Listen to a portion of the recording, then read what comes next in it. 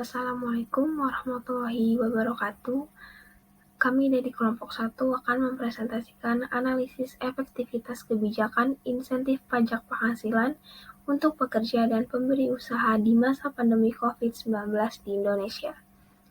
Kami terdiri dari Kadido Azirantau, saya sendiri Fibai Fadila, lalu yang terakhir adalah Karalian Nafiani. Untuk bab pertama akan dibahas oleh saya. Untuk materi pertama akan dibahas oleh saya, yaitu bab 1 pendahuluan. Yang pertama ada latar belakang. Pandemi COVID-19 merupakan bencana nasional yang mempengaruhi stabilitas ekonomi dan produktivitas masyarakat sebagai pekerja maupun pelaku usaha. Untuk mengatasi hal tersebut, dalam pandemi COVID-19, pemerintah membuat Undang-Undang Nomor 1 Tahun 2020 tentang stabilitas keuangan pada masa pandemi. Lalu pemerintah memberikan insentif pajak berupa pajak karyawan yang ditanggung pemerintah dan telah membuat sebuah strategi dalam hal ini untuk memudahkan para wajib pajak untuk pelaporan pajak dan hal lainnya. Pemerintah membuat peraturan dalam Peraturan Menteri Keuangan Nomor 44 Tahun 2020, di mana para pengusaha diberikan insentif untuk membantu perekonomian di masa pandemi.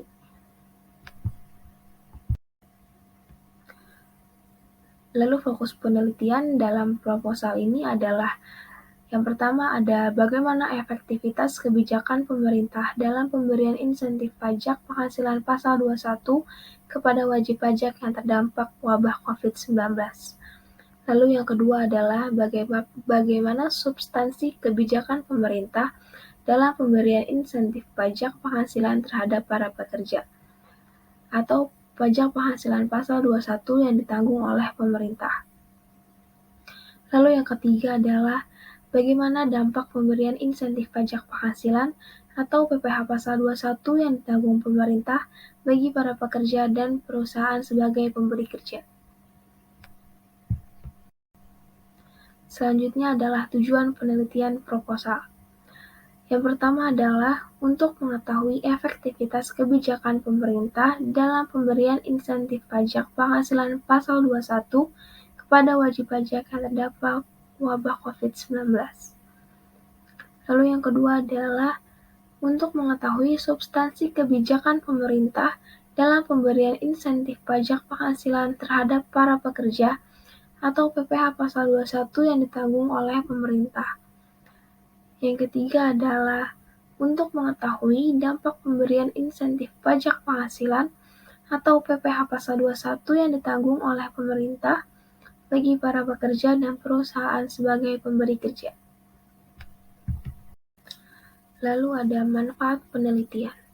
Yang pertama adalah untuk informasi tambahan dan wacana maupun acuan nantinya bagaimana pemberian insentif pajak PPh 21 untuk para pekerja dan perusahaan sebagai pemberi kerja oleh pemerintah.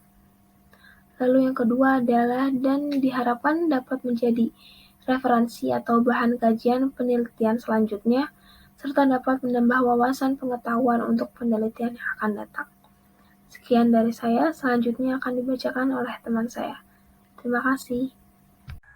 Kerangka pemikiran berfokus pada penerapan efektivitas kebijakan pajak penghasilan dengan kriteria menurut regulasi PMK nomor 86/PMK 03/2020.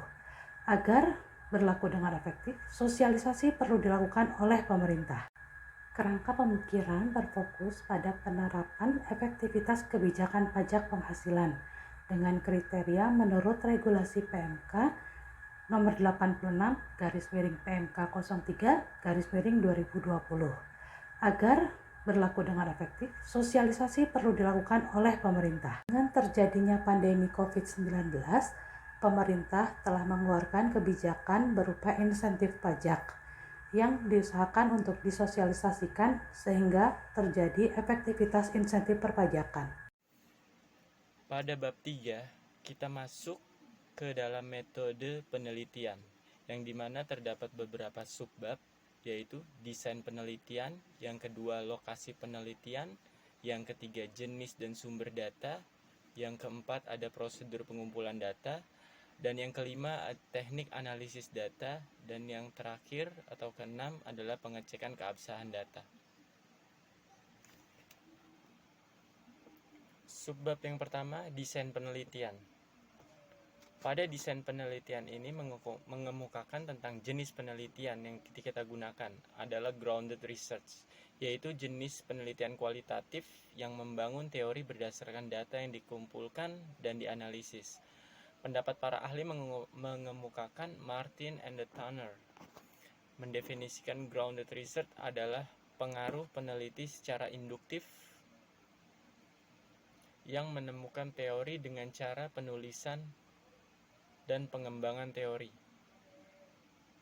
Peneliti memegang peranan kunci dalam hasil penelitian dengan instrumennya, dengan menghasilkan data yang deskriptif. Lokasi penelitian. Pada penelitian kali ini kita mengambil contoh dari PT Maju Jaya yang mana beralamat di Jalan Gatot Subroto nomor 90, Senayan, Kebayoran Baru, Jakarta Selatan. Jenis data yang digunakan adalah data kualitatif yang mendekati atau mencirikan suatu objek. Data tersebut dapat diamati dan dicatat. Tipe data bersifat non-numeric, instrumennya adalah observasi, wawancara, atau bisa dengan focus group atau dengan yang lainnya. Sumber data primer. Sumber data yang langsung memberikan data kepada peneliti, contohnya wawancara pada pekerja dengan penerapan PPh 21 ditanggung pemerintah. Dan data sekunder adalah data yang diperoleh dari sumber lain, contohnya majalah, surat kabar, artikel, ataupun jurnal. Pengumpulan data. Pada penelitian kali ini, peneliti menggunakan sumber data primer yang mana diperoleh langsung dari sumber terkait insentif pajak PPh 21 dari PT Maju Jaya melalui instrumennya, seperti halnya observasi, wawancara, dan dokumentasi. Teknik analisis data. Pada penelitian kali ini, peneliti menggunakan teknik analisis data yang digunakan untuk membandingkan fakta yang ada pada perusahaan. Yang pertama, pengumpulan data terkait insentif PPh 21 yang diberikan pemerintah kepada pekerja.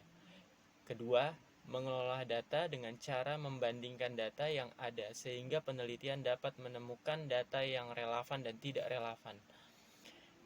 Yang ketiga, mengevaluasi data dengan cara melakukan pengamatan dan wawancara sehingga memperoleh bukti mendukung dalam penelitian. Masuk kepada subbab yang terakhir, yaitu pengecekan keabsahan. Ada 4 tahap untuk mengecek keabsahan, yaitu uji kredibilitas, uji transferability, uji dependability, dan uji confirmability. Yang pertama adalah uji kredibilitas. Kredibilitas bisa disebut sebagai validasi internal, dinyatakan kredibel apabila adanya persamaan antara yang dilaporkan peneliti dengan apa yang sesungguhnya dilaporkan dengan objek penelitian. Apabila terdapat ketidaksesuaian, maka dapat dilakukan dengan perpanjangan pengamatan, meningkatkan ketekunan penelitian atau triangulasi, analisis kasus negatif, atau dengan member check. Contohnya, pada penelitian kali ini, banyaknya pelaku usaha yang belum memanfaatkan insentif pajak PPh 21 ditanggung pemerintah karena kurangnya sosialisasi dan pemahaman pelaku usaha atau pengusaha. Yang kedua, uji transferability. Transferability disebut dengan validitas eksternal yang terkait dengan generalisasi data.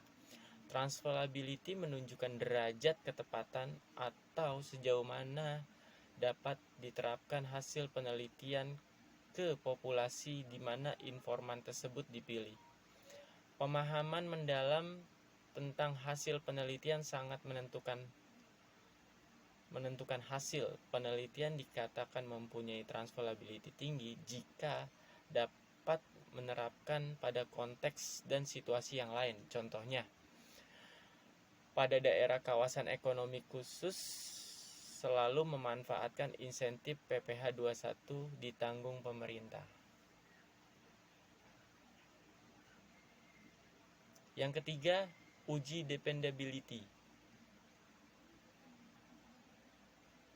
Adalah pengurangan rangkaian proses dari penelitian yang umumnya digunakan untuk kegiatan audit terhadap seluruh proses penelitian. Penelitian tidak dapat dikatakan dependabilitas jika tidak dapat merangkai ulang proses penelitian secara nyata. Lalu yang terakhir, uji conformability. Konformabilitas sering disebut dengan objektivitas, yang artinya suatu penelitian harus diketahui dan disetujui banyak orang. Cukup sekian presentasi dari kelompok kami. Assalamualaikum warahmatullahi wabarakatuh.